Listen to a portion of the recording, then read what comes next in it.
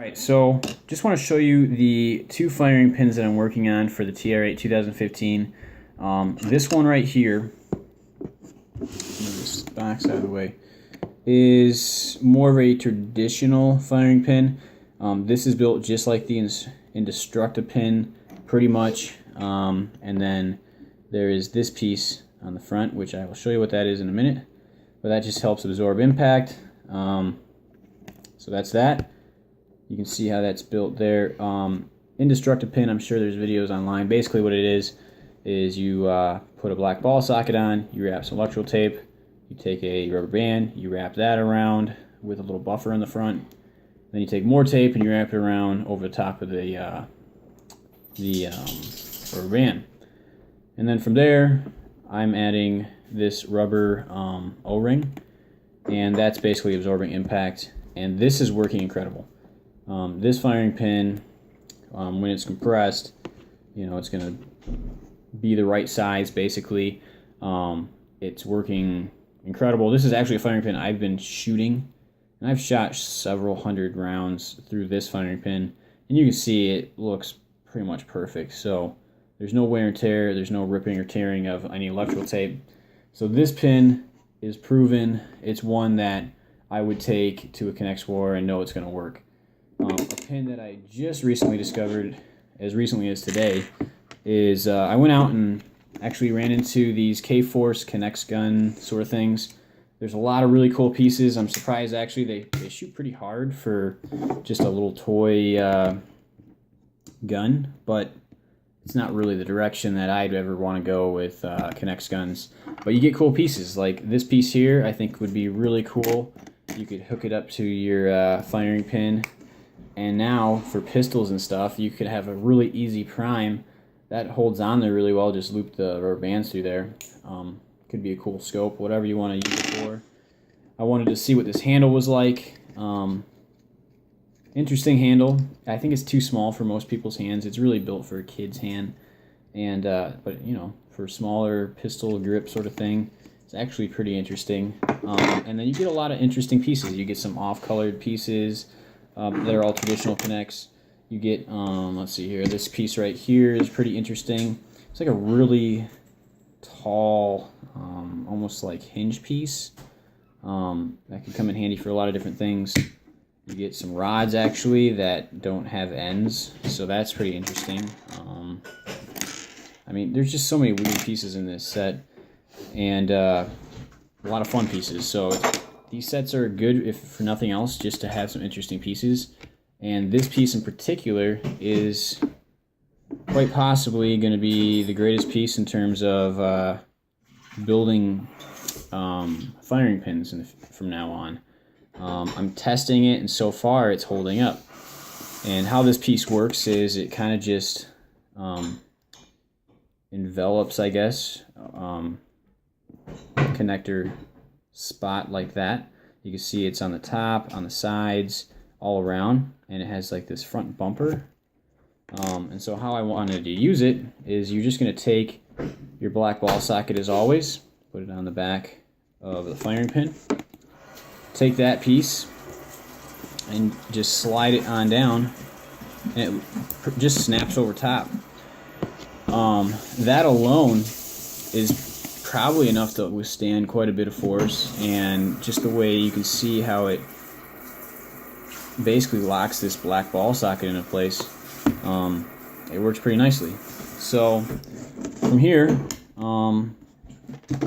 I recommend these. These are O-rings. You can get them at Home Depot, Lowe's, any major hardware store. I'm sure you can get them at smaller hardware stores. But notice the size there. Those are the size that you need. What I'm using these as is basically like rubber bands or buffers for the front of the firing pin. This is just going to help absorb impact and spread it over a greater area, so your firing pins will hold up longer. It's the reason this firing pin is holding up so well. And so just take that, put it over just like that, and that is the firing pin that I'm going with. And then all I do is I just take some electrical tape and kind of wrap. You can kind of see where this round section is. I wrap behind it, and that's it. And that's holding up. I've shot probably around 50 shots so far with my TR8 and 5 rubber bands, which is what I run my gun at, and it's holding up just fine. So, I mean, all you got to do now is just take some electrical tape. I'm using a red just to kind of help identify which firing pin it is, in terms of, you know, if I'm replacing firing pins, or if everyone has the exact same gun. In my case, because I supply all my friends with K'NEX guns, it's easier to tell whose gun is whose if everyone has a different color firing pin. So you can tell right away. Oh yeah, I got the red one or the blue one, or whatever color you happen to have the firing pins. So,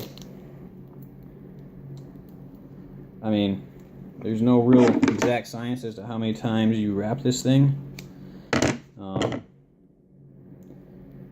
Really, probably no more than you need to, and you don't really need it going any further up than the K'NEX piece itself, so I'll probably take the layer off. Maybe a little bit more off. There's really no need to go crazy. Alright, and I mean, that's it. You can use, obviously, black electrical tape, or, you know, whatever you want. But you just need something to kind of just hold it in place, and this is all I'm doing. And I mean, you cannot mess this up.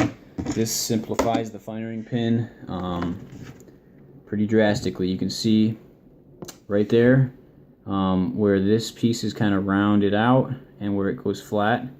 You can see how it's wrapped around the ball socket, and this new K'NEX piece, I'm not even sure what they're calling them. So I mean, that's it, and that's holding up well. So all you do now is just load it in the gun, and it should shoot just fine.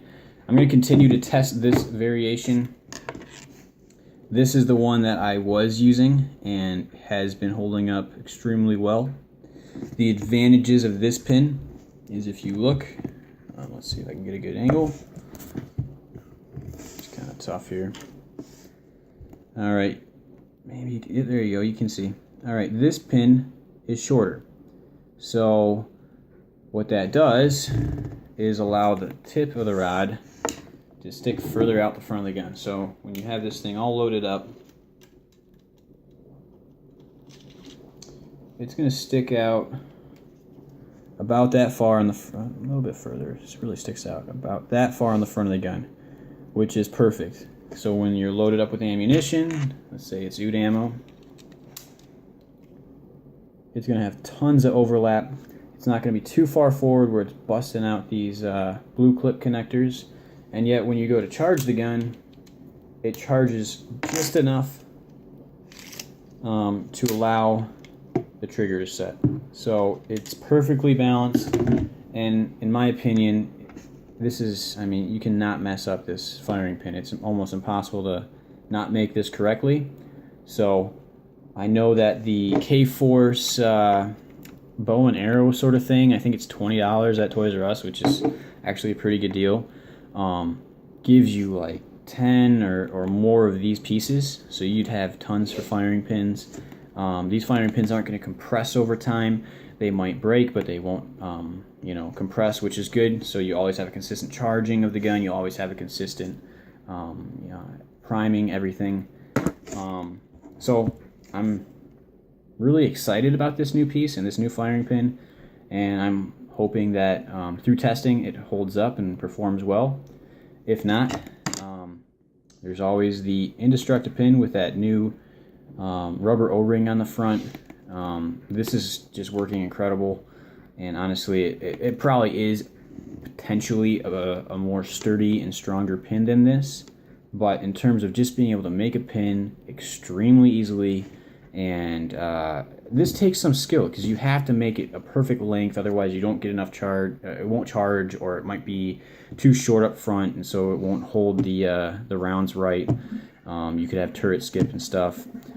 It's a trickier pin to build, and so if you're just starting out building a gun or making firing pins, I mean, this is working, and until I make a video saying otherwise, this is the pin I would go with, and this is the pin that I'm hoping to post in my Instructable, so that way everyone can make it. It's real simple, and you can't mess it up. So I'm excited to reveal this firing pin, and this one as well. And because, like I said, this one has really been, I mean, this has been through probably 500 different shots by now, and it's, I mean, look at it, it's perfect. So both of these pins are excellent pins. You can't go wrong. This is the pin that I'm going to be experimenting with, and like I said, I probably shot about 50 shots so far, no problem. So go out and purchase some K-Force Connects. They're actually pretty fun little guns. A lot of interesting pieces that you're going to get, and also you're going to have the ability to make these new firing pins. So that's it.